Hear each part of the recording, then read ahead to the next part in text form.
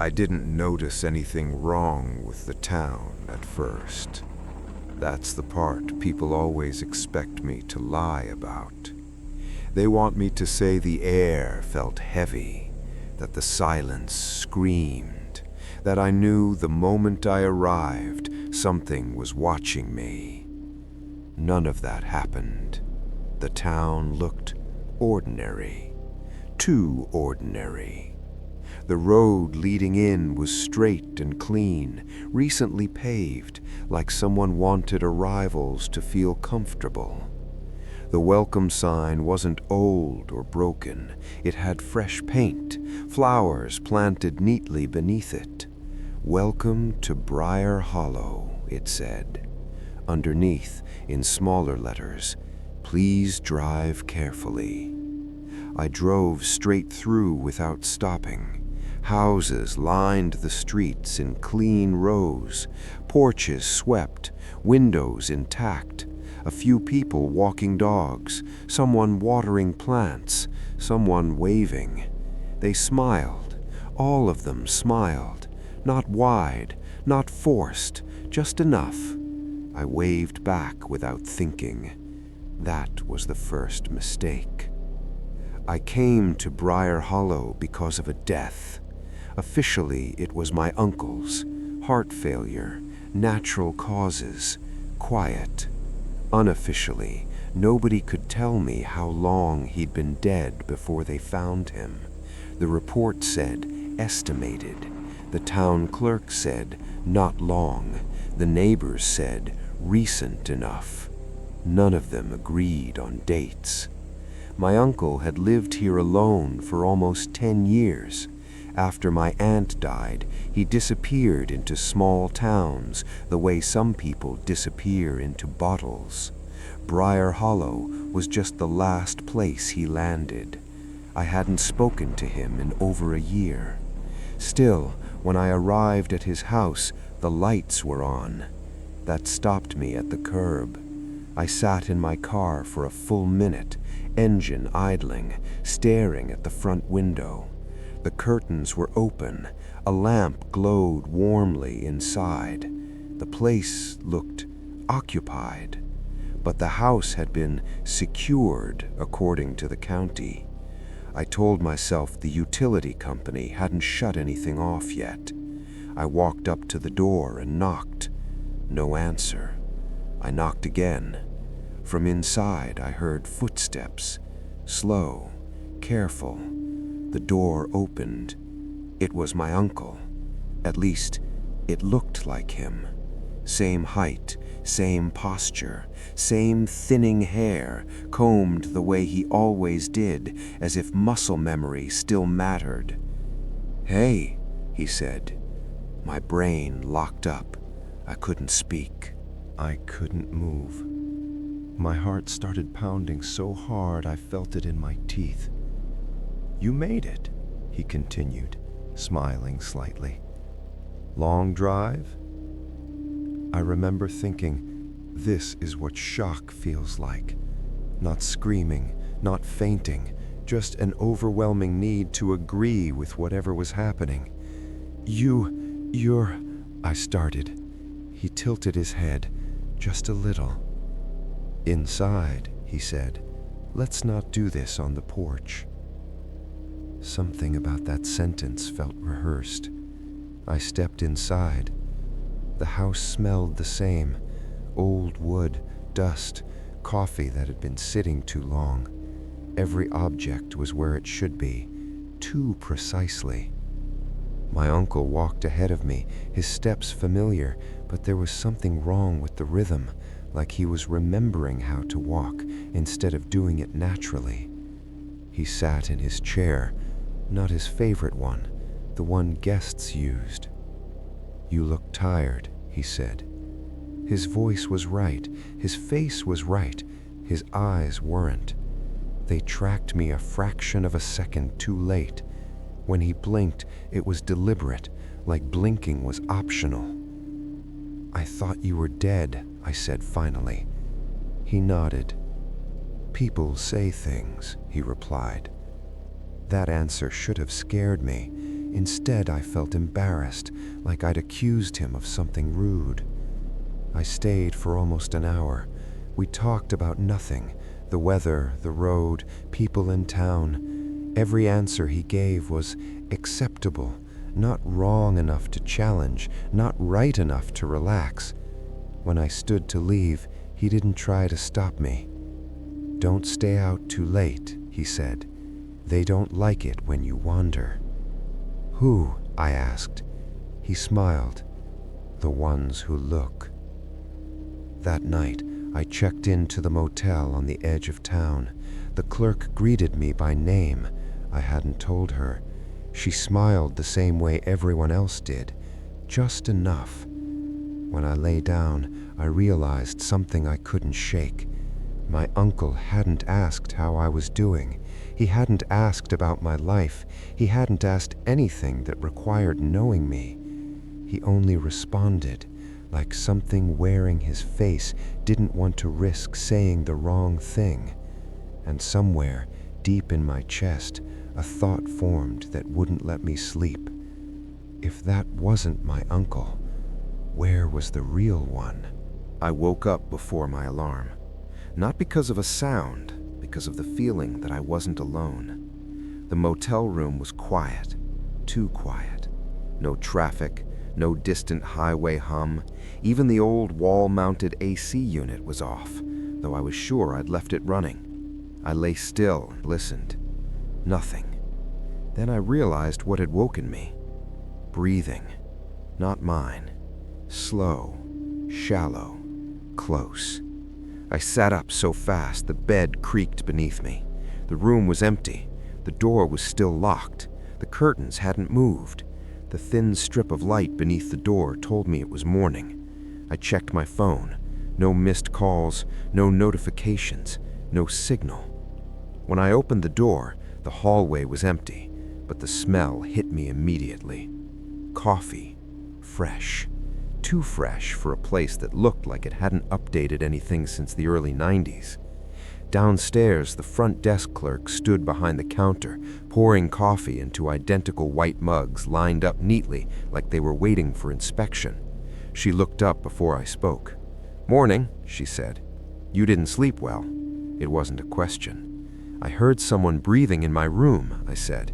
She nodded. "That happens sometimes." No apology, no concern, just acceptance. I watched her face carefully as she spoke. She smiled, but not with her eyes. Her mouth moved first, then the rest of her face followed, like it had been given instructions. "How long have you worked here?" I asked. She paused, just long enough. "Oh," she said, "a while." The pause wasn't confusion, it was selection, like she was choosing from a limited set of answers. Outside, the town was already awake.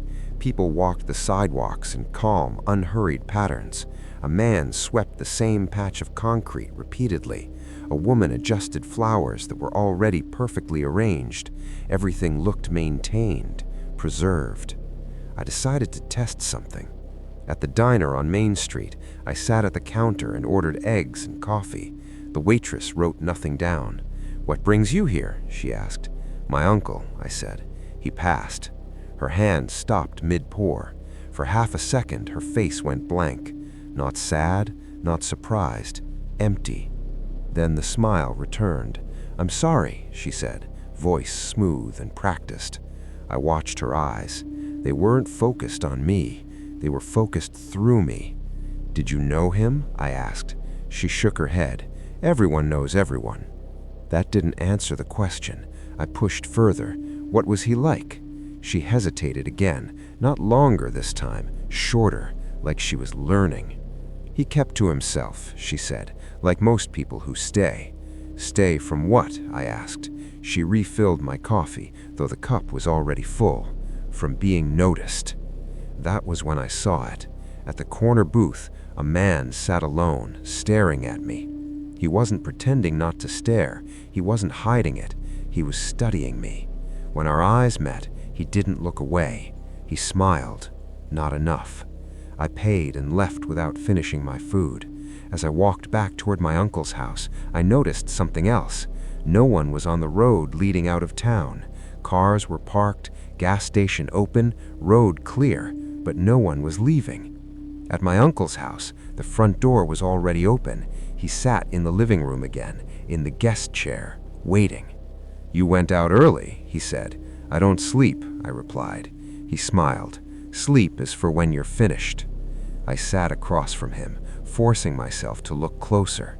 The skin on his face was perfect, too perfect. No redness, no blemishes, no broken capillaries. It looked maintained, like a surface.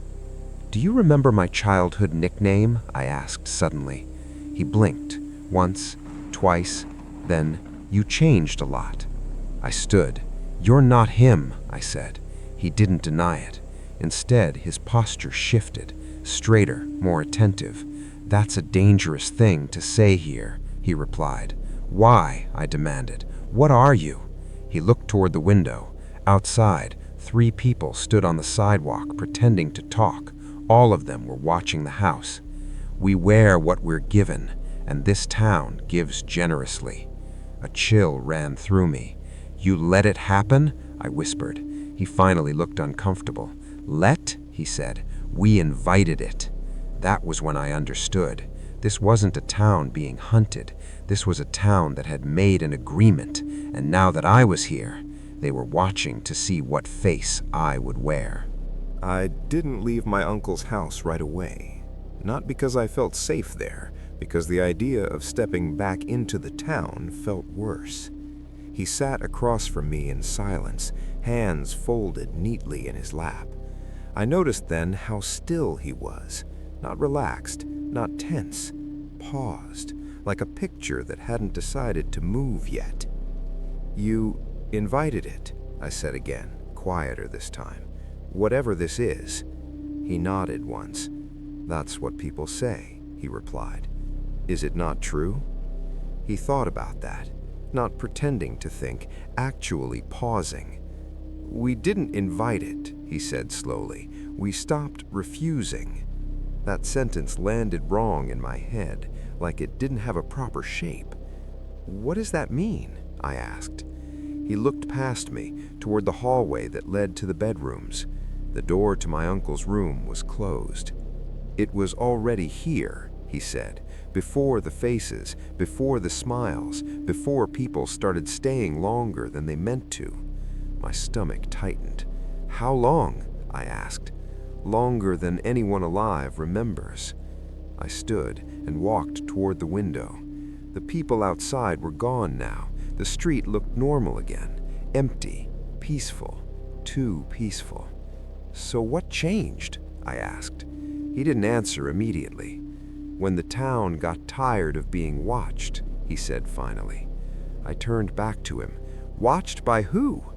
"By it." The way he said it, without emphasis, without fear, made my skin crawl. "You're saying something lived here," I said, "and you decided to give it people?" "Not people," he corrected gently. "Faces." The word felt important to him. "Why?" I asked. He leaned forward slightly. "Because it didn't understand us," he said. "It learned by looking. It copied, but it couldn't finish the imitation on its own." "So you helped it," I said. He nodded. "At first, it only borrowed," he said. "Reflections in windows, shapes in the dark, the suggestion of someone standing where they shouldn't be." I remembered the breathing in the motel room. "And then?" I asked. "And then it learned that people respond better when they recognize what they're afraid of." I didn't like where this was going. "Who was the first?" I asked. His eyes flickered. Not hesitation, memory. "A woman who lived alone," he said. "No family, no one who would notice small changes. She complained about being watched, about faces in the glass that moved half a second too late." I swallowed. "What happened to her?" "She stopped complaining," he said. "She said it felt better when it didn't have to guess anymore." "That doesn't answer the question." He looked at me. "She's still here." I felt cold. "No," I said. "I would have noticed." He shook his head. "You've already spoken to her."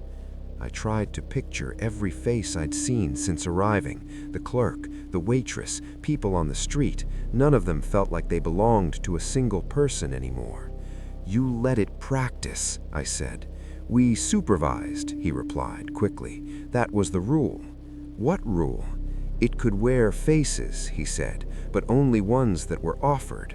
The room felt smaller. "Offered how?" I asked. He stood, slowly, carefully, like standing required thought. "People volunteered," he said. "Some were tired, some were lonely, some wanted to stay without being fully present anymore." "That's not volunteering," I said. "That's surrender." He smiled. "Same thing, eventually." My phone buzzed in my pocket, startling me. I pulled it out. One bar of signal, a voicemail notification. I hadn't had service all morning. The message was from my uncle, the real one. My hands started shaking as I played it. His voice was weak, strained. "If you're hearing this," he said, breath uneven, "then I didn't leave in time."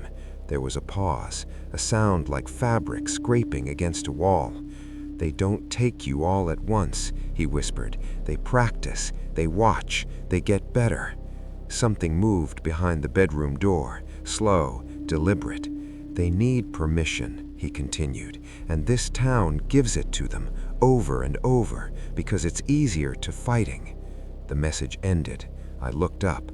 The thing wearing my uncle's face was watching me very closely now. "You weren't supposed to hear that," it said. Its voice was still his, its expression was not. "Where is he?" I demanded. The thing tilted its head. "In pieces," it said thoughtfully. "Not physically, conceptually." The bedroom door creaked open. Inside, the room was wrong, too clean, too empty. No personal items, no clothes, no photos, like the idea of my uncle had been erased from it. "You should leave," it said softly, "before you're offered." "Offered to who?" I asked. It smiled wider than before. "To us," it said, "or to the town." That was when I realized the truth.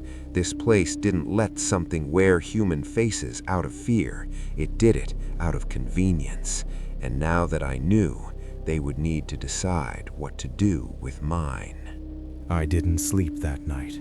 Not because I was afraid to close my eyes, because every time I did, I could feel the shape of my uncle's face hovering just a fraction too close to my own, like something studying where it might fit. I locked the motel door, then I checked it again, then I wedged a chair beneath the handle, even though I knew how useless that was. If it wanted in, a door wouldn't stop it. Around 2 a.m., the power went out. Not suddenly, not with a snap. The lights dimmed slowly, like the town was being gently dimmed by an unseen hand. The hum of electricity faded into a silence so complete my ears rang. I stood at the window and looked out. Every house on the street was dark, except one. At the far end of the road, a single porch light glowed. Someone stood beneath it. They weren't moving. I watched for a long time, waiting for them to shift their weight, scratch their head, do something human. They didn't. Eventually, I realized what was wrong. They were standing too still for too long. I grabbed my keys and left. The streets felt narrower at night. The buildings leaned inward, their shadows overlapping like fingers. Fog hung low, not thick enough to obscure, just enough to soften edges. That's when I heard the crying. It came from behind the old grocery store, soft at first, then louder, a woman's voice. I shouldn't have followed it, but it sounded wrong, not fake, not theatrical, incomplete. I rounded the corner slowly.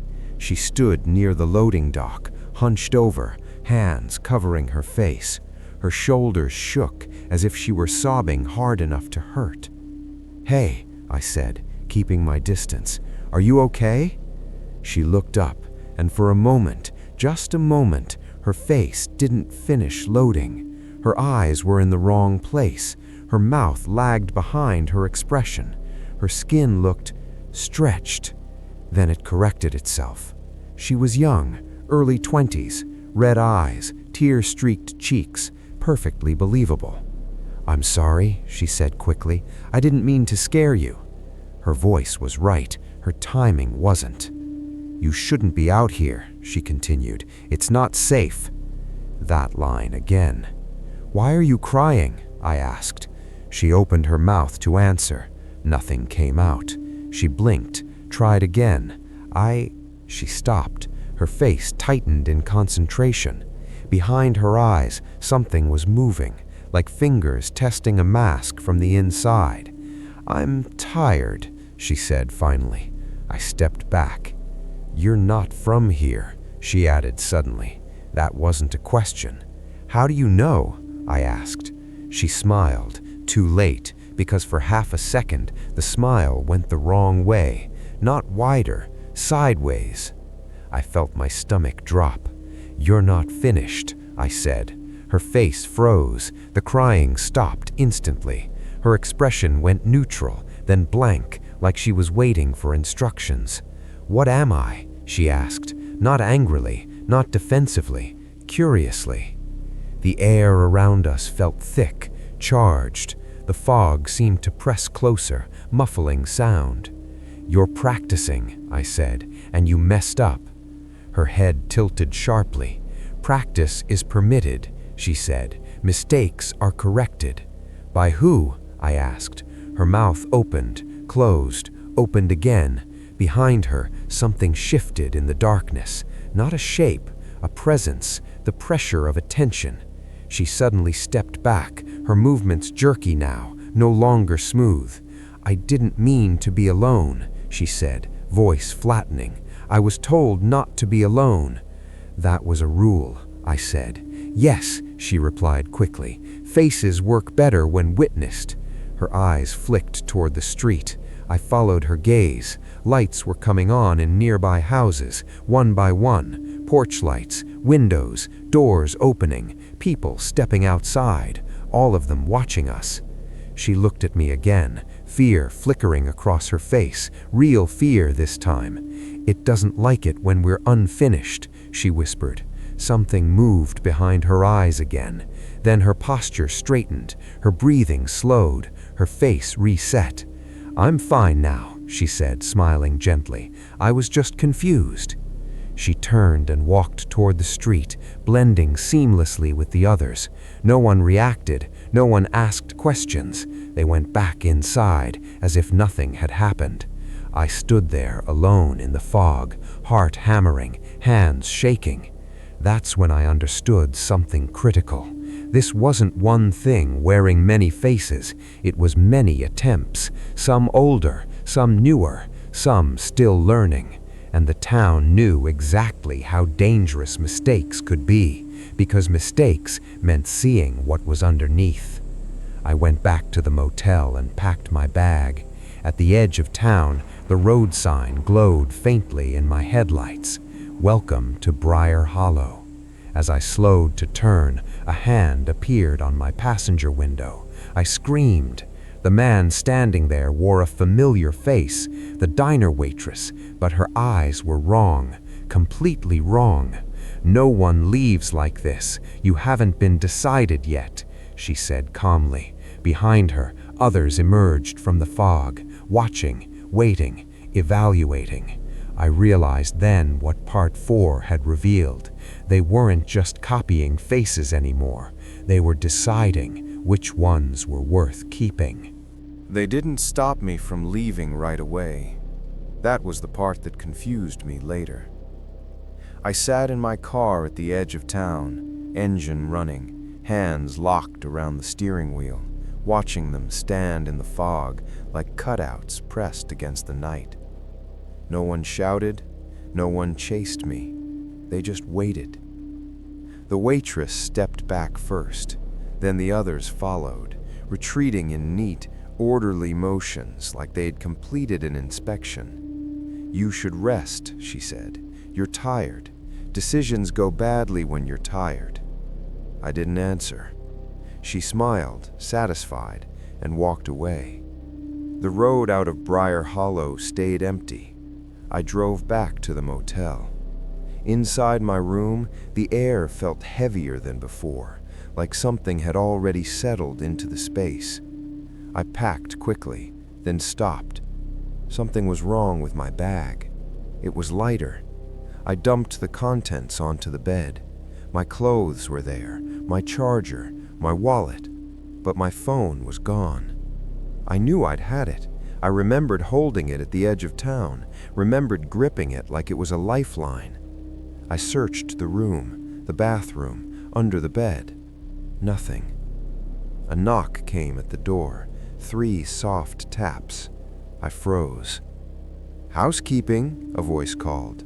Too late, too calm. I didn't answer. The knob turned anyway. The door opened slowly, as if whoever was on the other side didn't want to startle me. The man who stepped inside wore a maintenance uniform, blue, clean, pressed. He had my phone in his hand. "You dropped this," he said. I stared at his face. It was right. Too right. "Thank you," I said carefully. He nodded, then lingered.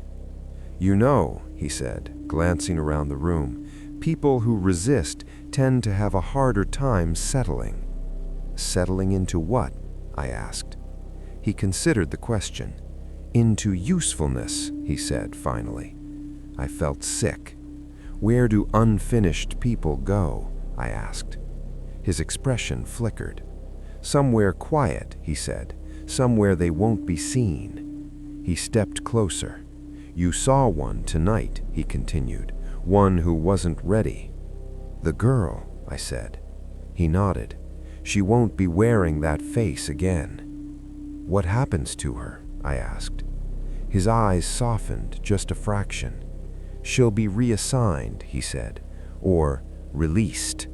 The word hung in the air. "Released how?" I pressed.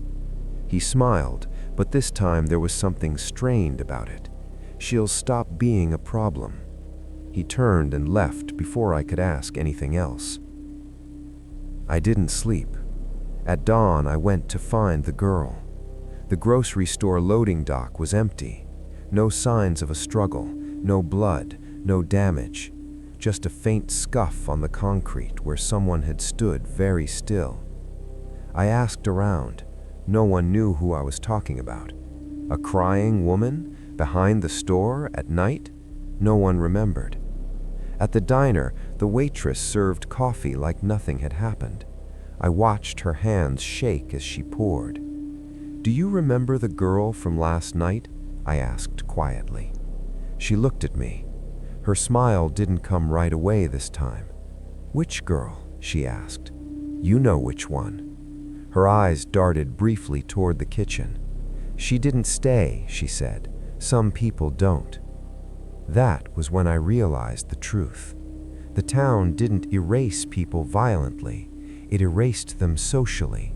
Memory first, then presence, then face. I went back to my uncle's house. The front door was locked now. I knocked. No answer. I looked through the window. The house was empty, not abandoned, cleared. No furniture, no personal items, no dust marks where things had been moved, like it never belonged to anyone. A neighbor watched me from across the street. I crossed over. "Do you know who lived here?" I asked. She frowned. "No one," she said. "That house has always been empty." I felt something snap inside my chest. I was his uncle. He lived here for years. She tilted her head. "That doesn't sound right," she replied gently. "You must be mistaken." Behind her, a man stepped onto the porch. My uncle's face, finished, complete, smiling. I backed away slowly. The woman's eyes never left mine. "You're holding on too tightly," she said. "That makes it harder." "For who?" I asked. "For us," she replied, "and for you."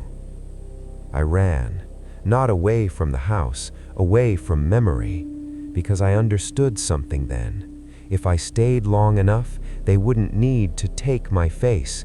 I would offer it. And once that happened, no one would remember who I used to be. I started losing time the next morning. Not in dramatic gaps, not blackouts, small slips. I would sit on the edge of the motel bed, fully awake, and then suddenly be standing in the bathroom with the tap running, my hands already wet. I would walk down the street and realize I was halfway back without remembering turning around. At first, I blamed exhaustion, but exhaustion doesn't rearrange reality so quietly. The mirror was the first thing to betray me. I noticed it while brushing my teeth. I leaned closer to examine the dark circles under my eyes, and my reflection leaned a fraction of a second late. Not enough to be obvious, enough to be undeniable. I froze. The reflection stopped too. We stared at each other. Then it smiled. I didn't. The smile wasn't wrong exactly. It was practiced. I backed away slowly. The reflection stayed still, maintaining eye contact until I turned my head. When I looked back, everything was normal. I skipped breakfast. On the street, people greeted me by name, my name. They said it easily, comfortably, like they'd been using it for years. I hadn't told most of them. The man sweeping the sidewalk nodded at me as I passed. "You're adjusting," he said approvingly. "To what?" I asked. He didn't stop sweeping. "To being here." I reached the diner without realizing how I'd gotten there. Inside, the waitress set a coffee in front of me without asking. "You didn't sleep," she said. "I don't think I slept last night either," I replied. She smiled, but there was tension in it now. "That happens when you're close," she said. "Close to what?" She leaned in slightly. "Resolution." I noticed something then. The people around me weren't watching me openly anymore. They were watching my reflection. In the chrome napkin holder, in the glass windows, in the polished countertop, tracking how well I matched. "How long does it take?" I asked quietly. The waitress hesitated. "For some people," she said, "not long at all." I stood up too quickly, knocking the chair back. No one reacted. No one flinched. It was like they already knew what I would do next. I went back to the motel. The clerk handed me a key. "This is for you," she said. "I already have one." She shook her head. "That one's outdated." The key was heavier than it should have been. "What room is this for?" I asked. She smiled. "The one you'll be staying in." I didn't take it. Her smile didn't fade, but her eyes hardened. "You can't keep drifting," she said. "That's how people get inconsistent." "I'm leaving," I said. She sighed. "No," she replied. "You're deciding." I went upstairs anyway. My room door was open. Inside, my bag sat on the bed, unpacked, clothes folded neatly, items arranged with care, like someone had already decided I was staying. On the desk sat a framed photograph. I picked it up. It showed me, standing on the porch of my uncle's house, smiling. I didn't remember it being taken. In the reflection of the glass, I saw a movement behind me. I turned. The room was empty, but the air felt occupied, pressed. Something without shape stood very close. I could feel its attention like static on my skin. "You're improving," a voice said. Not from the walls, not from a mouth, from everywhere at once. "What are you?" I whispered. There was a pause. Not because it didn't know, because it was choosing. "We are what happens when observation learns preference." I swallowed. "You need faces," I said. "Yes," it replied. "Faces help us be understood." "And if I refuse?" I asked. The pressure increased. Reflections in the room trembled slightly. "Refusal creates waste. Waste makes the town uncomfortable." I backed toward the door. "I won't let you wear me," I said. The voice softened. "You already are," it replied gently, "just not completely." I ran. Outside, the fog was thicker than before. The streetlights cast distorted halos that bled into one another. I caught my reflection in a darkened storefront window. For half a second, it didn't move when I did. Then it stepped forward, toward the glass, toward me. And that was when I understood what Part 6 truly meant. It wasn't trying to take my face. It was waiting for me to stop noticing when it already had. They stopped pretending after that. I think they realized I'd crossed whatever invisible line existed between uncertainty and understanding. Once you see the process, there's no point in hiding it anymore. The fog lifted just enough the next morning for the town to feel exposed. I walked the main street and noticed something new. Chalk marks, small ones, near door frames, on curbs, beside mailboxes. Symbols simple enough to be ignored, but consistent enough to mean something. A line, a circle, sometimes a dot beneath it. Classification. I followed the marks to the community hall. The building looked recently cleaned, not renovated, prepared. Inside, rows of folding chairs faced a small stage. A projector screen hung blank at the front. The smell of disinfectant lingered in the air, sharp and intentional. People sat quietly, spaced evenly, not watching the stage, watching each other. I took a seat in the back. No one acknowledged me. The man from maintenance stepped onto the stage. He no longer wore the uniform. Now he wore a suit, gray, conservative, unremarkable. "Thank you for coming," he said. "We won't keep you long." His voice carried easily. "We have one pending case," he continued, "and several completed adjustments." No one reacted. "This town has always survived by cooperating," he said, "by understanding that resistance creates instability." I felt my chest tighten. A screen flickered to life behind him. Images appeared. Still frames.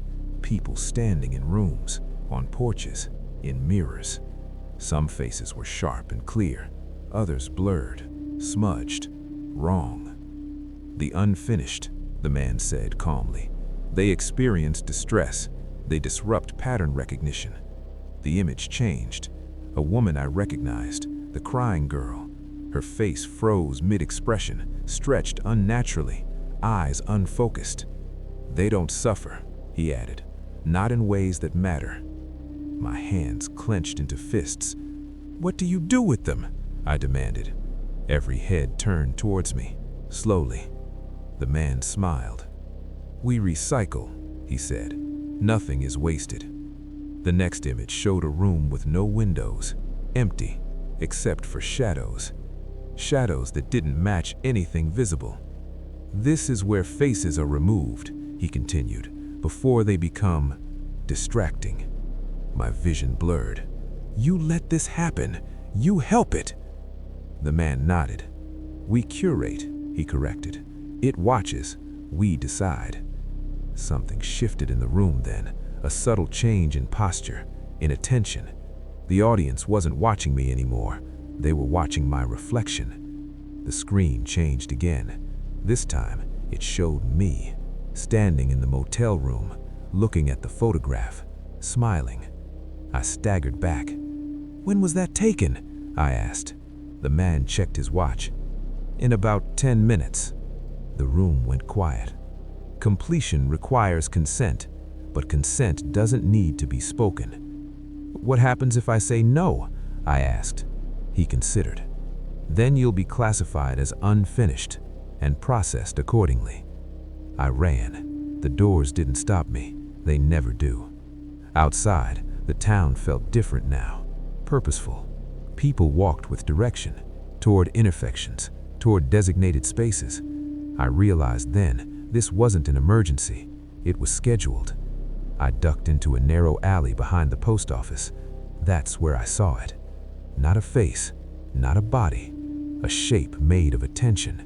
The space bent slightly where it stood, like heat over asphalt. Reflections nearby warped toward it, drawn in. Where a face should have been, there was only suggestion, a shifting placeholder.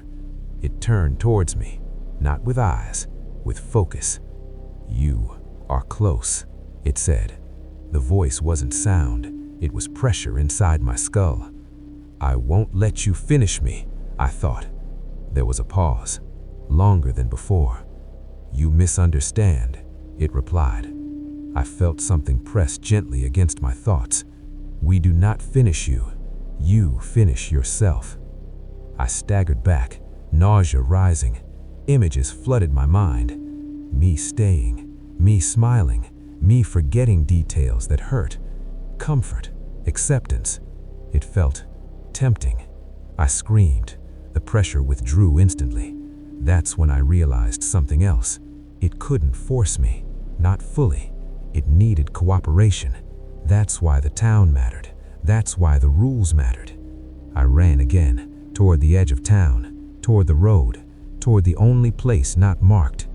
Behind me, the lights of Briar Hollow glowed steadily, waiting. The worst part wasn't that I wanted to stay. The worst part was realizing I already had. I caught myself thinking it in small ways at first. That the motel bed felt familiar. That the streets didn't seem as hostile in daylight. That the smiles didn't bother me the way they used to. Those thoughts scared me more than the thing without a face ever did. I stood at the edge of town again that afternoon. The road was clear, empty. Sunlight stretched over the asphalt like an invitation. I could leave. My car was right there. Instead, I stood perfectly still for almost 10 minutes, trying to remember why leaving mattered so much. That was when I noticed the gaps. I couldn't remember the exact sound of my own apartment door back home. I couldn't remember my last job clearly. I couldn't remember the last time someone had said my name with affection. Those memories weren't gone. They were heavy, like bags I didn't feel like carrying anymore. "You look tired," the voice came from beside me. The diner waitress stood there, hands folded neatly, eyes calm. "You don't have to keep fighting it," she said. "That's the hardest phase." "I'm not fighting," I replied too quickly. She smiled. "Exactly." We walked together without discussing it, back toward the center of town. I noticed I wasn't watching reflections as carefully anymore. That scared me. "You ever wonder why people come back here?" she asked. "No," I said. "That's good," she replied. "Questions slow the adjustment." We passed the grocery store loading dock. It was clean now, no scuff marks, no memory of the girl who had cried there. I tried to picture her face. I couldn't. Panic flared in my chest. "Something's wrong," I said. She stopped walking. For the first time, her smile slipped. "Yes," she said quietly, "you're holding on." The air thickened, not pressure this time, warmth, comfort, a sense of being understood without having to explain. I felt it wrap around my thoughts gently, like a blanket pulled up around my shoulders. "You are exhausted," the presence said. I didn't answer. "You have been carrying yourself for a very long time." Images surfaced uninvited, lonely nights, conversations cut short, smiles I'd practiced too. "You do not need to be complete here," it continued, "only consistent." My knees buckled slightly. I wanted to sit down, to rest, to stop noticing every wrong detail. "Just let it smooth out," the waitress whispered. "It doesn't hurt." My reflection appeared in the store window beside us. It matched me perfectly now, too perfectly. I raised my hand. It raised its hand at the same time. No delay, no mistake. That terrified me more than any earlier slip. "You're almost done," the presence said. "No," I whispered. "I'm losing myself." There was a pause, then something like disappointment. "You misunderstand again," it said. "You are losing friction. That is not the same thing." I stumbled back. The warmth receded slightly, like it was allowing me space on purpose. Choice creates stronger faces. I ran. This time, no one followed. That was worse. Back in the motel, I locked the door and sat on the bed, breathing hard. My hands were steady, too steady. On the desk sat a new photograph, me, standing at the edge of town, looking calm, accepting. On the back, written in neat handwriting, were 4 words: "Almost ready to stay." I tore the photo in half, then froze because I couldn't remember why that felt like the right thing to do. And in that moment, I understood the real danger. The town didn't trap you. It waited until leaving felt unnecessary. I didn't pack. That felt important. Packing meant intention. Intention meant alignment. So I grabbed my peas and left everything else behind. The lobby was empty when I passed through. No clerk, no smile, no reminder to rest.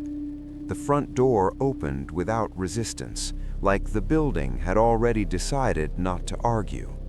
Outside, the town felt quieter than it ever had, not sleeping, listening. I got into my car and started the engine. For a moment, nothing happened. Then the engine turned over smoothly, obediently, like it wanted to help. I drove, past the diner, past the grocery store, past my uncle's house. The house looked wrong again, not empty, neutral, like it was waiting for a decision. I didn't slow down. At the edge of town, the road opened up, long and straight, stretching into pale afternoon light.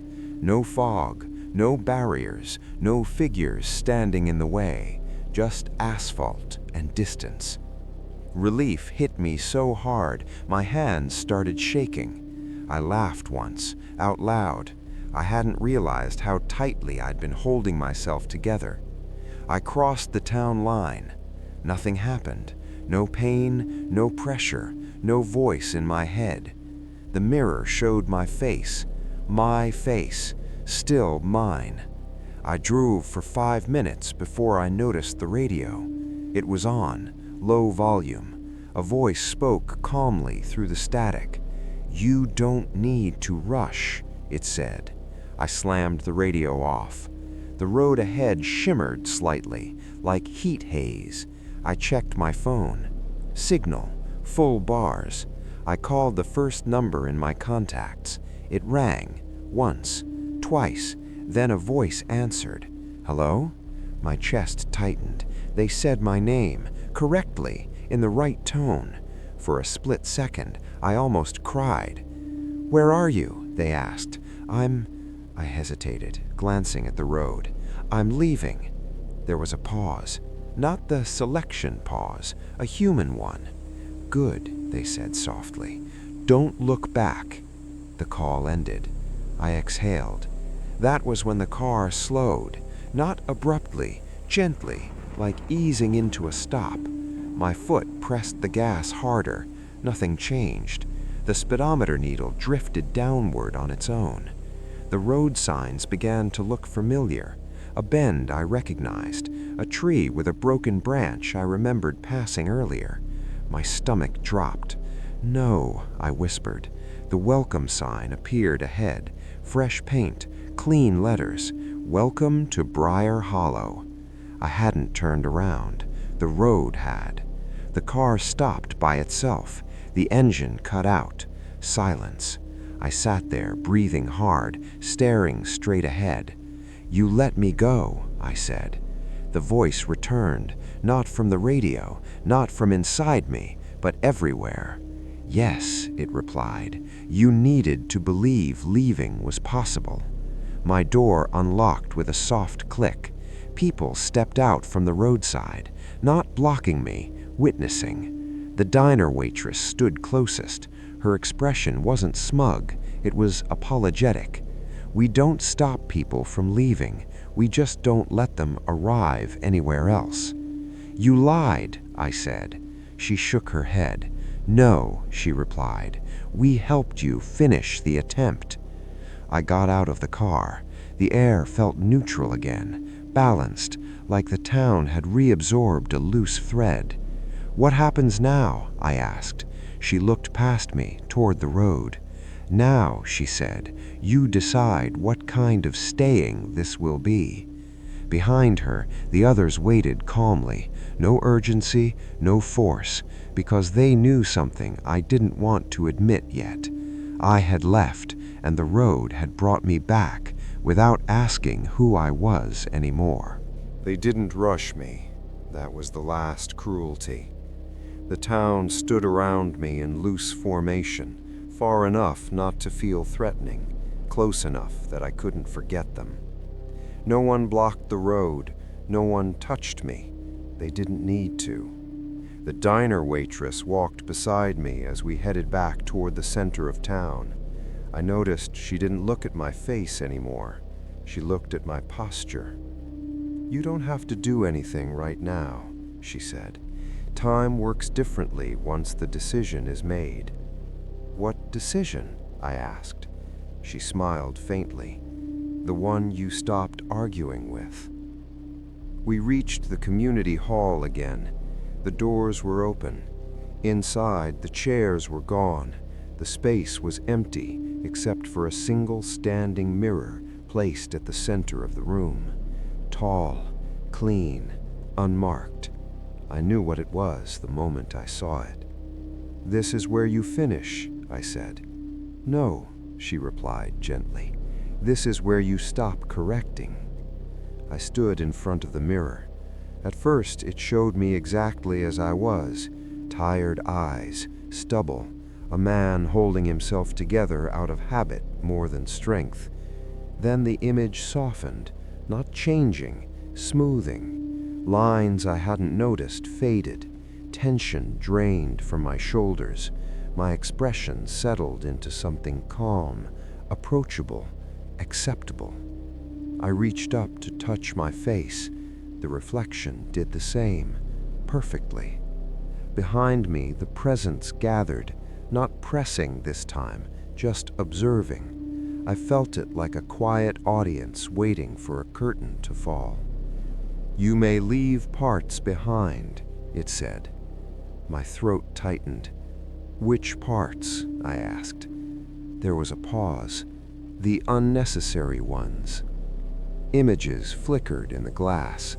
Arguments I'd lost, people who hadn't stayed, nights I'd spent replaying conversations that never ended differently. I realized something terrifying then. It wasn't offering to erase me, it was offering to edit. "You'll wear me," I said. "Yes," it replied, "and you will wear us." The idea slid into my thoughts with alarming ease. No more friction, no more constant self-correction, no more loneliness sharp enough to name, just consistency. Behind the mirror, I saw movement, faces, not dozens, hundreds, all familiar in some small way, pieces borrowed from everywhere, none complete on their own. They weren't screaming, they weren't trapped, they were finished. I stepped back.